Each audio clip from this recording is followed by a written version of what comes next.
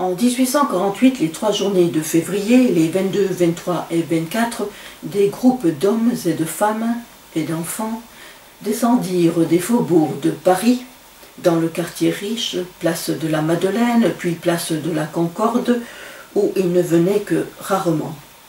Dans le quartier Saint-Honoré, des barricades apparurent et il y eut des morts. Le jeudi 24 à midi, devant l'émeute populaire et à la consternation de la bourgeoisie, Louis-Philippe Ier abdiquait et s'enfuyait. Ce 24, un gouvernement provisoire se mettait aussitôt en place. Le 26, 6000 bons citoyens, armés, appartenant à la petite et moyenne bourgeoisie, étaient rassemblés non loin de l'hôtel de ville à la disposition du gouvernement. Le soir même, la création d'ateliers nationaux était annoncée pour les sans-travail. Le nouveau régime ayant proclamé le suffrage universel, le 23 avril, les ouvriers bien enrôlés, les paysans conduits par les châtelains et les curés, prirent le chemin des urnes. Les résultats furent sans surprise. Une majorité conservatrice était élue à l'Assemblée. Cette majorité à peine élue, les ateliers nationaux qui avaient été créés pour fournir de l'occupation aux ouvriers sans travail et pauvres et les soulager dans leur misère, eux et leurs familles, étaient considérés comme trop coûteux pour l'État. Aussitôt, c'était l'agitation et l'exaspération dans les ateliers nationaux. Du 22 au 26 juin, les barricades ne cessèrent d'être dressées en tel nombre que, déjà le 23, la moitié de la capitale, les quartiers pauvres, étaient couvertes de barricades. Devant l'émeute qui continuait à se propager et gagnait du terrain d'heure en heure, le 24 juin, l'Assemblée nationale votait l'état de siège et remettait les pleins pouvoirs au général Cavaignac. Or, la classe ouvrière de Paris, hommes, femmes et enfants, affamés et épuisés, était tout à coup éperdue face à ceux qui devenaient un véritable massacre. Cavaignac, lui, utilisait le canon et ordonnait des charges à la baïonnette. Le 26 juin, la dernière barricade était détruite. Pour mater le peuple de Paris, un appel avait été lancé à des propriétaires appartenant à l'ancienne noblesse provinciale. Le 1er juillet 1848, le futur maréchal de Saint-Arnoult, qui sera ministre de la guerre au moment du coup d'État auquel il prendra part le 2 décembre 1851, écrivait à son frère. Une dépêche télégraphique nous a appris à Alger que l'on se battait à Paris depuis le 22, que la garde nationale et l'armée réunies avaient affaire aux ateliers nationaux. C'est la guerre civile. C'est la bourgeoisie et le vrai peuple, les bons ouvriers contre les gueux, la canaille, les cabitistes, communistes, les ledrus, barbès, blancs, etc.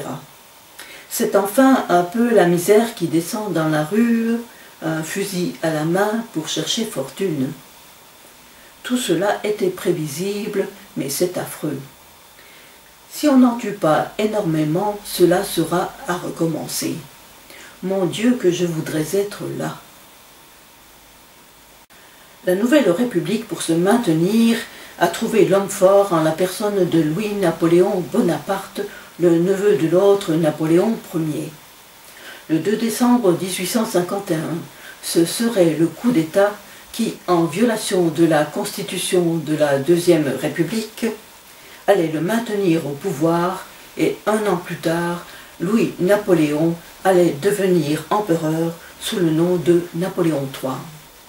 Après une période de relative stabilité, qui coïncida d'ailleurs avec une très nette amélioration de la situation économique mondiale, des difficultés allaient se présenter auxquelles Napoléon III répondrait par des mesures à caractère libéral. Celle-ci ne ferait que donner des armes à l'opposition républicaine renaissante. Détourner les regards des difficultés qui s'annonçaient à l'intérieur du pays en les renvoyant vers l'extérieur a toujours été une façon de maintenir l'ordre par la diversion. Discutant en 1868 la question de savoir si la France avait une chance de multiplier rapidement le nombre de ses ressortissants dans les colonies françaises, Prévost Paradol s'exclamait: « Nous avons cette chance suprême, et cette chance s'appelle d'un nom qui devrait être plus populaire en France, l'Algérie.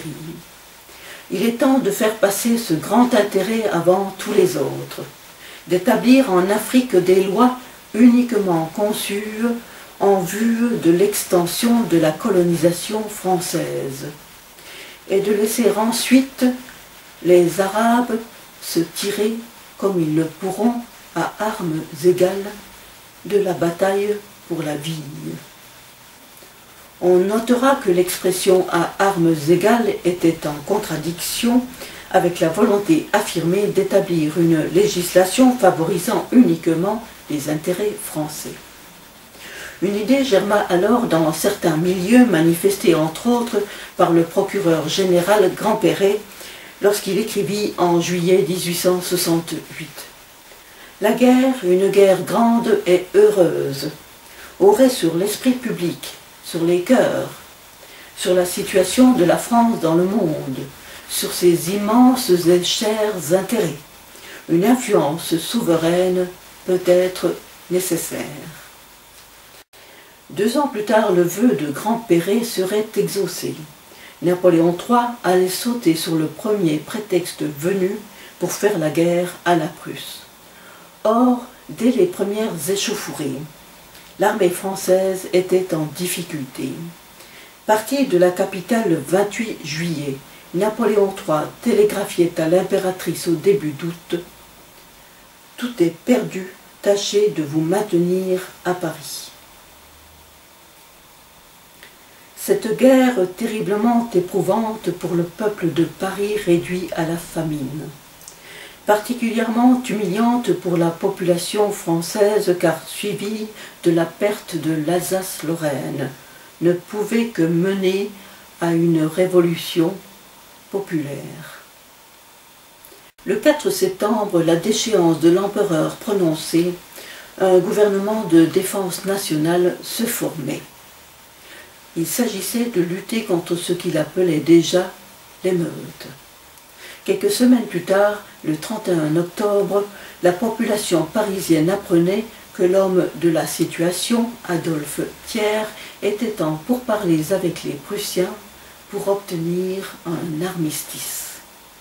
En effet, le mal nommé gouvernement de défense nationale ne voulait pas continuer la guerre, car livrer des armes au peuple de Paris pour combattre les Prussiens, ce serait aussi livrer des armes à l'émeute.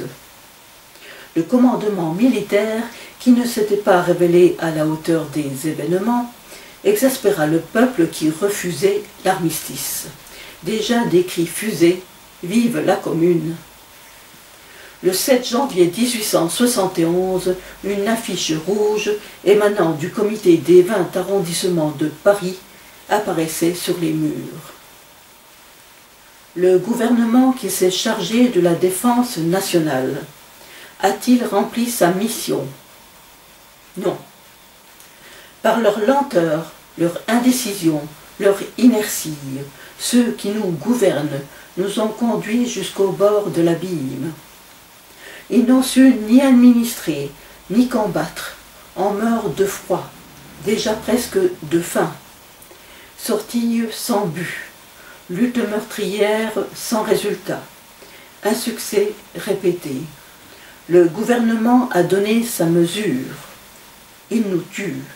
La perpétuation de ce régime, c'est la capitulation. La politique, la stratégie, l'administration du 4 septembre continuée de l'Empire sont jugées. Place au peuple. Place à la Commune.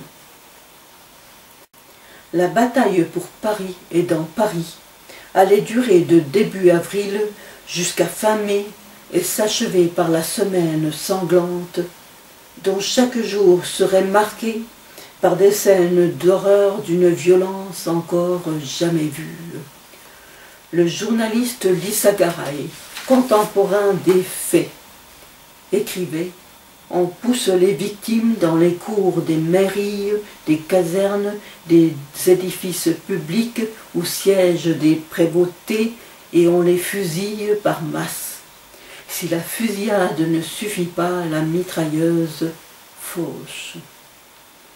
Quand la bataille prit fin le 28 mai, les exécutions sommaires avaient déjà fait quelques 20 000 victimes. Mais les représailles continueraient longtemps encore.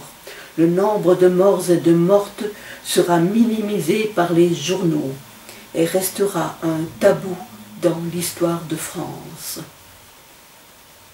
Au lendemain de la Commune de Paris, qui avait tant effrayé la grande bourgeoisie, celle-ci était un peu plus rassurée. Son protecteur, Adolphe Thiers, qui a sa rue un peu partout en France, était parvenu à écraser la troisième révolte populaire du siècle dans le sang. Après cette saignée dans le peuple et la petite bourgeoisie de France, Ernest Renan avait sa petite idée pour éloigner une nouvelle révolution populaire et sauvegarder les intérêts de la grande bourgeoisie.